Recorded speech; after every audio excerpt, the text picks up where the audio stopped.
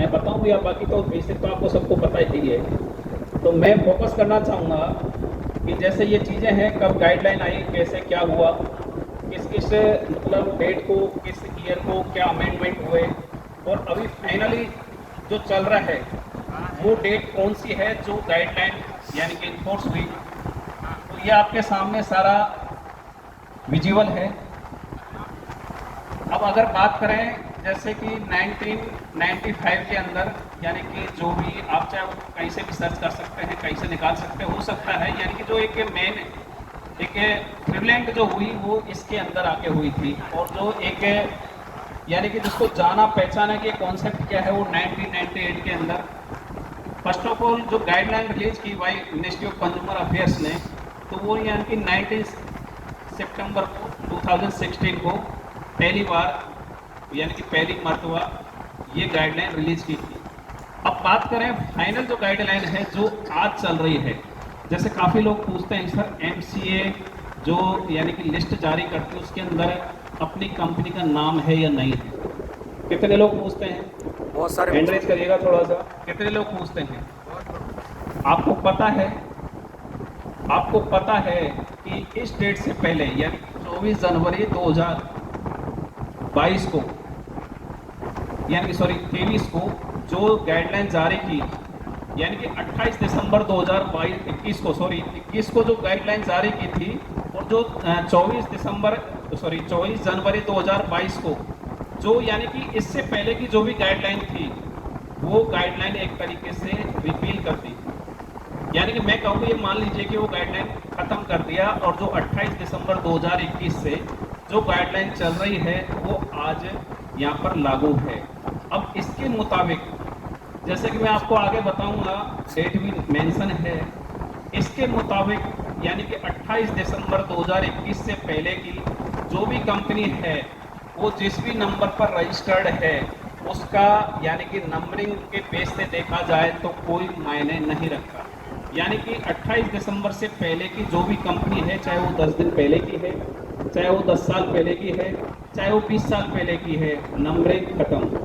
क्योंकि उससे पहले ये गाइडलाइन जो भी थी या जो भी उन्होंने लिस्टेड किया था वो सारी के सारी।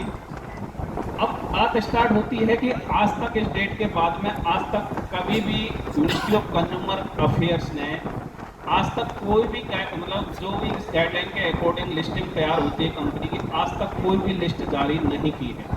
तो आप अगर कोई भी क्वेश्चन रेज होता है, कोई भी आपसे पूछता है कि सर कंपनी का नंबर कहाँ पे है, तो आप ठोक के कह सकते हैं, क्योंकि अभी मैं आपको एक बात और बताऊं, जैसे एमसी के बाद में मिनिस्ट्री ऑफ कंज्यूमर अफेयर के बाद में जो अभी इस पूरे बिजनेस की मॉनिटरिंग कर रहा है वो है एनसीएच, नेशनल कंज्यूमर हेल्पलाइन। आप शायद काफ़ी जानते होंगे उसके बारे में।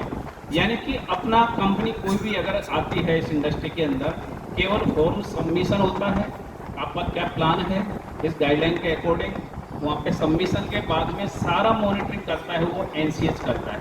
तो आपके सामने कभी भी ये क्वेश्चन अगर रेज होता है कि कंपनी का नंबर किस जगह है, किसी भी कंपनी का आज की डेट तक कोई भी नंबर नहीं है, चाहे वो कंपनी 20 साल पहले की हो, चाहे वो 10 दिन पहले की हो।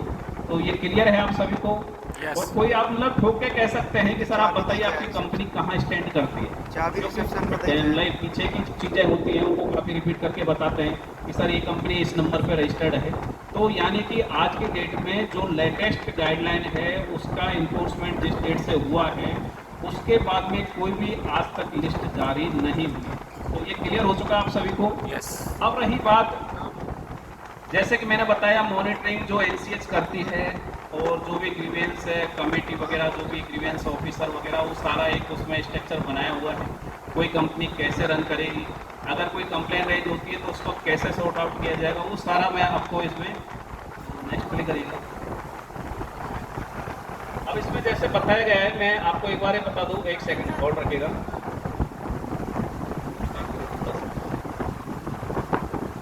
जैसे इसमें बताया गया है time for new for submission, यानी कि जिस डेट से ये 28 दिसंबर से लागू हुआ, 90 डेज के अंदर सारी कंपनियों को एक टाइम प्रोवाइड किया गया है कि आप इसके अंदर 90 डेज के अंदर अंदर आप अपनी कंपनी का जो भी बिजनेस प्लान है गाइडलाइन के अकॉर्डिंग सबमिशन करिए।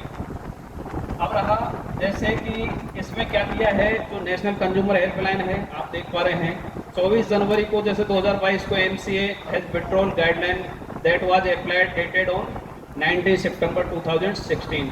तो ये उस मतलब पहले गाइडलाइन सारी विथड्रॉ कर ली गई, यानी कि वो सारी खत्म हो गई।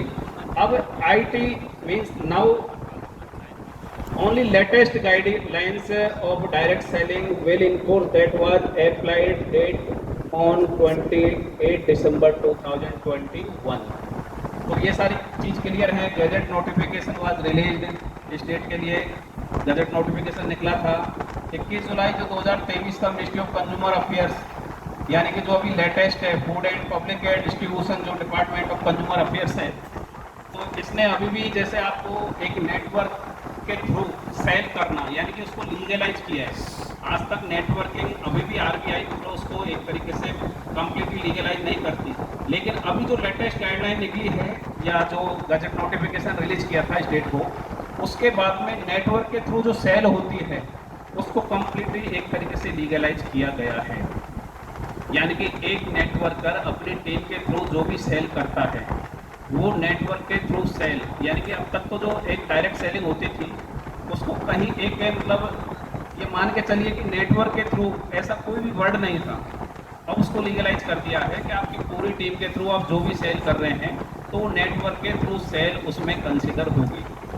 अब बात करें जैसे इसमें दिया हुआ है कि consumer protection direct selling rules, ये जो है अब इसको आप चाहे तो नोट कर सकते हैं, थोड़ा सा और डीप की बात है। नेक्स्ट करिए। इसमें नीचे दिया हुआ है ये। अब बात करें डायरेक्ट सेलिंग कंपनी या एंटिटी, यानी कि डायरेक्ट सेलिंग एंटिटी या company should be registered in any one of them. अब जैसे आपने देखा होगा, आज मैं आपको बताऊं कि जैसा आज यूटेक का इजाद हुआ, एक ये मान के चलिए कि मतलब जो कोरोना टाइम में हुआ था, आप सभी को जैसे सुना होगा, 2-3 मिनटों में मैंने पढ़ा है, तो कोई कंपनी थी वो हमारे सामने आई और एक प्रोप्राइटर बेस्ड कंपनी चल रही थी। उस बंदे को ये पता नहीं कि कंपनी कैसे चलती है और बंदा ठीक ठाक यानी कि काफ़ी अच्छा एक टर्नओवर क्रिएट कर चुका था। मैंने उसके एमडी से बात की, मैं बोला आप ये बताइए आप जीएसटी किस नाम से पे कर रहे हैं, आप ऐप इस नाम से चला रहे हैं, आपका कंपनी जो एक्ट होता है उसके अकॉर्डिंग कहीं भी रजिस्ट्रेशन नहीं है। मैंने उसका लीगल खंगाला। अब जो बंदा मेरे सामने वो कंपनी लेके आया, जो बंदा मेरे सामने वो कंपनी लेके आया, उससे उसका एमडी बोलता है कि साला तेरे से किसने कहा कि तू किसी एडवोकेट को जाके ये प्लान दे मेरी कंपनी। तो यानी कि वो चीज़ काफ़ी लोगों को पता नहीं होता कि कंपनी कैसे रन कर सकती है, कंपनी के लिए लीगलिटी क्या चाहिए। जैसे कि जो अभी गाइडलाइन है उसके अकॉर्डिंग ये है कि कंपनी एक्ट 2013 और पार्टनरशिप एक्ट, काफ़ी अगर लीगल के बंदे होंगे उनको पता होगा, पढ़ा भी होगा और जानते भी होंगे, और एलएलपी लिमिटेड लाइबिलिटी एक्ट यानी कि 2008 का है, या यानी प्राइवेट लिमिटेड, यानी कि ये 3 जो कंडीशन दी हुई है, इसके अलावा यानी कि एलएलपी होनी चाहिए या प्राइवेट लिमिटेड होनी चाहिए।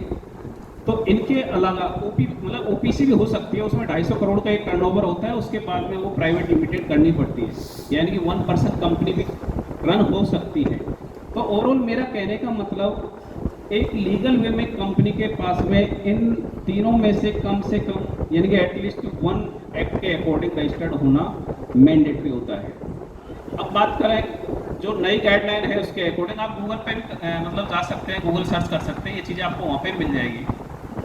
Physically office should be registered in Indian territory, यानी कि इंडिया के अंदर, चाहे वो इंडियन कंपनी है चाहे वो फॉरेन कंपनी है, उसका फिजिकली ऑफिस होना चाहिए इंडिया की टेरिटरी के अंदर, यानी कि वो चाहे यूपी हो या कोई स्टेट हो या सेंट्रल, यानी कहीं पे भी उसका कम से कम एक ऑफिस होना चाहिए।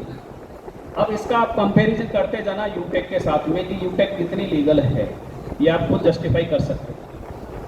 Company never included in money circulation and pyramid scheme, जो अभी मैं बात कर रहा था, अगर किसी के मन में कहीं भी डाउट है या कोई ये रखता है कि भाई मैं इसकी नॉलेज रखता हूँ, पिरामिड क्या होता है, पॉन्जी स्कीम क्या होती है, या मनी रोटेशन क्या होता है, या चिट फंड जो बोलते हैं, मतलब कई चीज़ें हैं, हालांकि इन सारियों में कई चीज़ें मतलब डिफ्रेंशिएट भी करती हैं।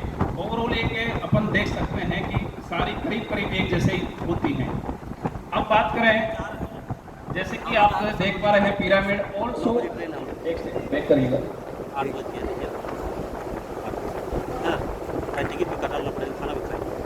बाकी लोग रवि सर लोग गाड़ी में आते उस समय लोग आए थे 9 लोग थे, 15 लोग आए थे और गिलास मिला के product and service selling agreement should be in written at direct sellers.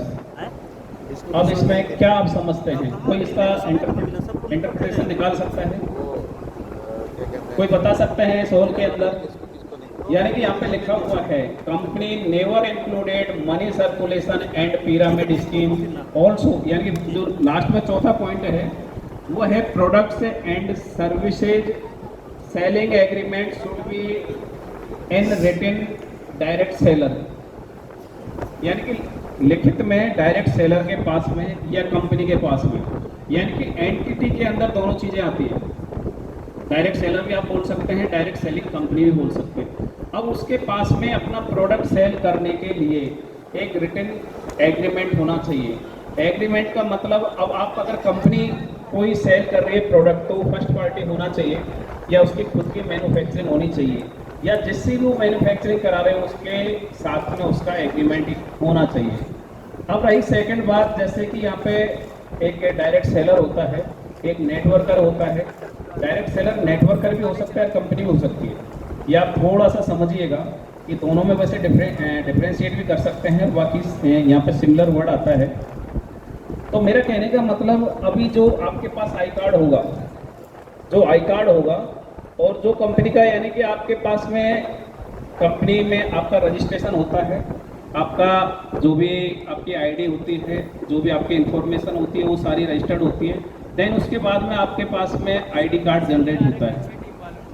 ID card with physically address should be at direct sellers provided by company, यानी कि आपके पास जो कंपनी है उनका आईडी कार्ड होना चाहिए, जो भी कंपनी जैसे मान लो अपन यूटेक में प्रोवाइड करते हैं। There should be ensure that all services products must be, एक बार ये थोड़ा सा मतलब ध्यान से पढ़िएगा, ऐसा नींद आ रही है क्या आपको?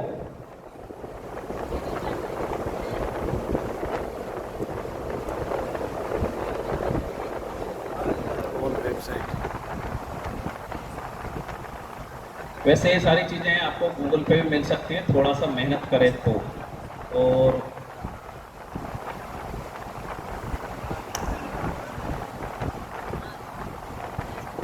बैक करिए थोड़ा सा, कहाँ ले गए यार?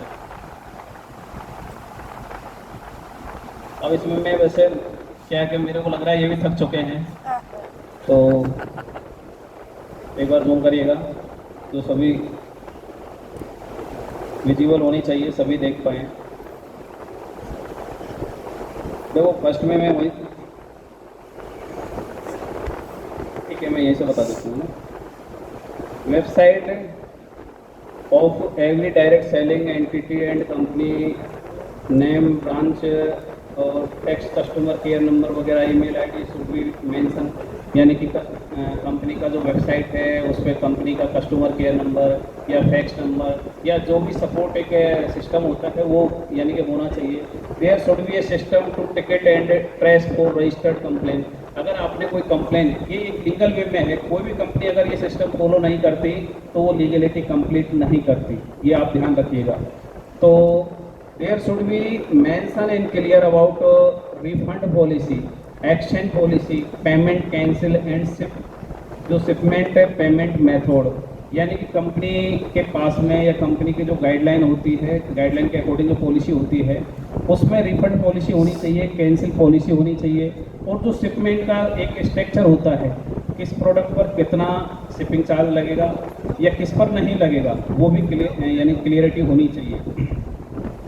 There should be mention in clear about MRP, breakup price, delivery charges, vehicle charges और प्रोडक्ट सर्विसेज, यानी कि उस पर क्लियर MRP क्या है, जैसे अब अभी बता रहे थे मनोज सर प्रेजेंट कर रहे थे प्रोडक्ट्स को, यहाँ पर डीपी प्राइस क्या है, यहाँ पर पीवी क्या है, तो वो भी सारा कुछ क्लियर होना चाहिए।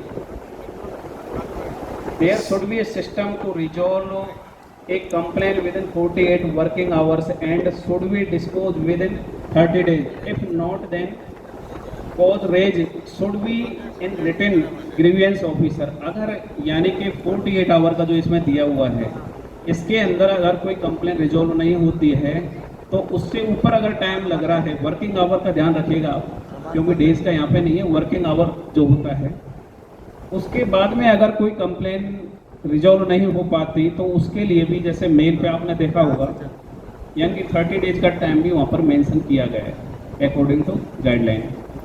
अब यहाँ पर all direct selling company will keep their own direct sellers record by name, email ID and contact number.